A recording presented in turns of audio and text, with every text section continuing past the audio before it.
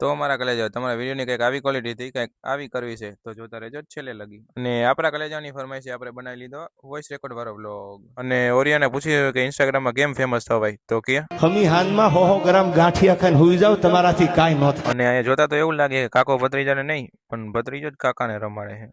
અને લઈ લીધા વ્લોગમાં મોટા સેટને અને કહી દીધું બોલી દે ઉડે તો જા.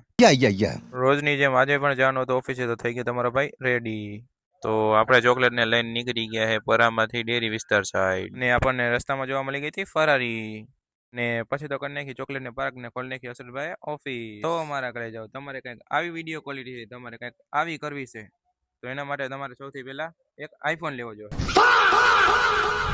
સારી ક્વોલિટી કરવા તો આ વિડીયો જોતો હતો અને આ સાંભળીને થઈ ગયો તો ખારો. ઓફિસની બહાર નીકળતા આપણને જોવા મળી ગઈ હતી એસીપી પ્રદ્યુમનની ગાડી. અને ટ્રીપમાં જતી વખતે જેને પણ ઉલટી થતી હોય ને આ સ્પેશિયલ ઉપર એની જ વ્યવસ્થા છે. ઘરે પહોંચ્યા ભેગો આવી ગયો તો ભાઈબંધ લેવા, તો આપણે નીકળી ગયા રખડવા. અને રસ્તામાં અમે પી લીધી ચા. પછી વયા ગયા રેહાનભાઈ પાસે વિડીયો એડિટ કરાવવા. તો મારા ઘરે જાઓ, તમને આ વોઇસ રેકોર્ડ વાળા વ્લોગ ગમતા હોય તો કરી દેજો કોમેન્ટ.